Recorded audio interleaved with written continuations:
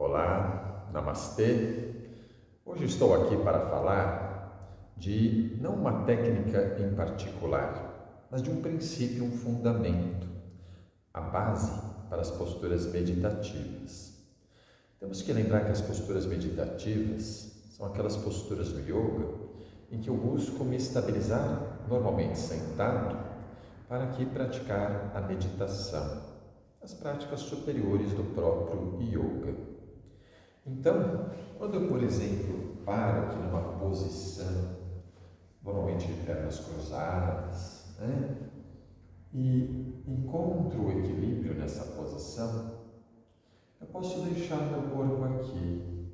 Eu diria até, eu posso esquecer o corpo aqui sem perder a postura, se ela está muito bem estável, equilibrada, e se está também confortável. E assim, eu posso meditar sem que este corpo se torne um fator de perturbação, sem que ele, através da rigidez, do desconforto, da instabilidade, distraia a minha mente, desvie a minha atenção.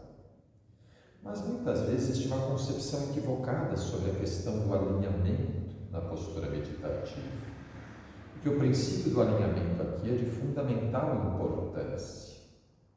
E aí as pessoas, por exemplo, às vezes sentam, como eu vou mostrar aqui, deixando a pelve se retroverter, deixando os joelhos altos, se acomodando mal. E como a pessoa se percebe aqui curvada, ela acaba se corrigindo, entre aspas, fazendo um grande esforço postural. Tá? E eu fico nessa postura tentando manter um alinhamento artificial, mas ele é desconfortável, é lógico que ele é desconfortável. Ele está recrutando muito essa musculatura postural que não precisa ser recrutada nessa intensidade para manter uma boa postura. Mas se não precisa, por que isso está acontecendo? Porque a base está mal posicionada. Então, eu vou mostrar uma coisa aqui interessante. Eu tenho um pedacinho de isopor e eu vou prender nesse pedacinho de isopor aqui uma caneta. Eu vou espetar uma caneta aqui, uma carga de caneta, tá? Só que eu vou espetar essa carga de caneta aqui inclinada, certo? Como se fosse aqui mais ou menos uma torre de pizza, né? Só que aqui, se eu quero deixar essa caneta mais alinhada, para conseguir fazer isso eu tenho que colocar força nessa cordinha. Tenho que puxar essa cordinha para trazer a canetinha, a carguinha para o alinhamento. E por que eu tenho que colocar força aqui para trazê-la para o alinhamento? Porque eu coloquei ela fixa nessa base, mal posicionada, tá? Agora, se eu consigo encaixar a canetinha aqui no isopor bem alinhadinha verticalmente, a base bem posicionada, não preciso fazer força quase nenhuma nessa cordinha, ou nenhuma, né? E a carga se sustenta aqui alinhada, verticalizada. Tudo bem? Mas vamos pensar isso em relação à nossa coluna vertebral, que não é tão simples quanto esse modelinho que eu acabei de mostrar, tá? Nós temos aqui a base sobre a qual nos sentamos, que são os isquios, a parte inferior da pelve. Então, aqui a própria pelve, os ossos coxais, que se articulam aqui com o sacro, através das articulações sacroiliacas. Então, essa é a articulação dos ossos da pelve com a coluna vertebral. E toda a coluna e todo o peso de toda a metade superior do corpo se projeta sobre essa pelve através dessas articulações.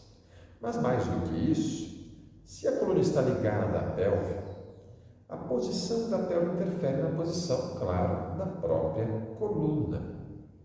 Vendo isto de lado, a gente percebe que a coluna tem curvas naturais. Vocês sabem, né? Ela tem curvas que são posteriormente côncavas, as lordosas, e as posteriormente convexas, as cifoses. Nós temos uma cifose sacrocoxígena, uma lordose lombar, uma cifose torácica ou dorsal, uma lordose cervical. Isso numa coluna que está aqui equilibrada. Agora, se quando eu sento a pelve faz este movimento aqui, ó, esse movimento de trazer os ilíacos para trás, que a gente chama de retroversão, né? ela acaba tendendo a curvar a própria coluna para trás. E aí, eu fico fazendo força onde aqui em cima, como que querendo recrutar esses músculos paravertebrais para alinhar a coluna aqui em cima.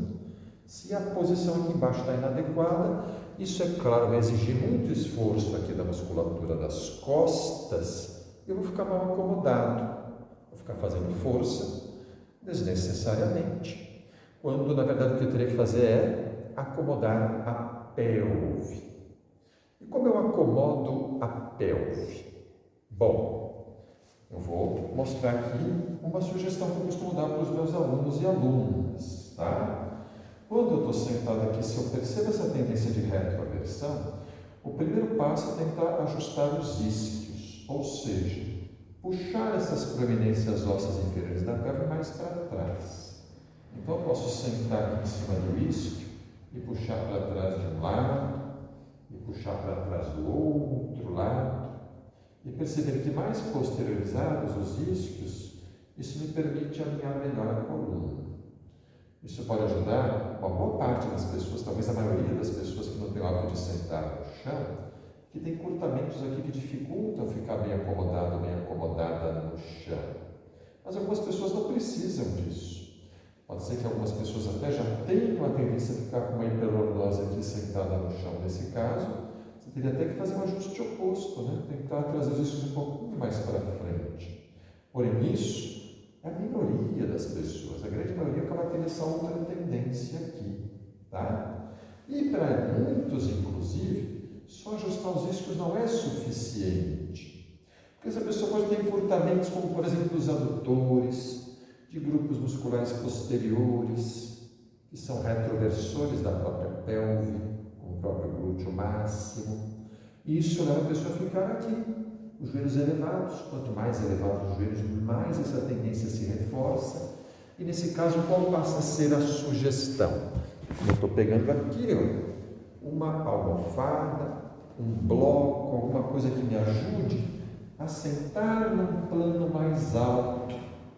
Sentando num plano mais alto, os joelhos tendem a ficar numa altura mais próxima da altura dos isquios. Isso ajuda a estabilizar melhor a pelve e equilibrar melhor a coluna. O que eu quero mostrar com esse modelo de coluna, que é uma coisa interessante, que isso já foi até evidenciado com colunas de verdade, dissecadas, em que se mantém a estrutura esquelética, os ligamentos, e você percebe que se você segurar a pelve aqui embaixo, uma posição muito bem equilibrada, a coluna se sustenta aqui assim, sem que precisa ficar segurando, fazendo força aqui, tá? Então, como se eu equilibrar uma pilha de latinha de refrigerante uma em cima da outra, assim, você posiciona direitinho, desde a latinha que está lá embaixo, a mais importante, e as subsequentes bem alinhadas sobre ela, essa estrutura se sustenta, assim que eu preciso ficar segurando as latinhas. Do mesmo modo aqui na coluna, eu vou depender muito pouco dessa ação muscular postural, se eu conseguir posicionar bem a base e, subsequentemente, alinhar bem as vértebras uma sobre a outra, a partir do posicionamento em que eu encontro esse ponto de equilíbrio. E então, o esforço muscular postural desses músculos tônicos, ele é mínimo e isso não vai me cansar. Até porque esses músculos são tônicos, eles estão preparados para fazer esforço, ou se manter ativos, melhor dizendo, por um longo período, desde que não estejamos utilizando eles de maneira excessiva, tá? Portanto, entenda que para ficar bem numa postura meditativa, o primeiro passo fundamental é aprendermos a posicionar bem a nossa base de apoio, a nossa pelve. E o resto a gente vai acomodando em seguida. A coluna vertebral estará bem alinhada, apenas se sustentada sobre uma base bem alinhada, tá? Então, gente, essa é uma mensagem breve que eu deixo sobre essas posturas meditativas e sobre a possibilidade que temos, né, de irmos experimentando como melhor ficarmos nelas. Afinal de contas, se eu não estiver bem num asana meditativo, eu também não vou estar bem na prática meditativa. E é através dessa prática que eu vou me aprofundar na experiência do yoga, ela é a cereja do bolo do yoga. As posturas são a base para poder fazer esse trabalho numa posição. Tudo bem?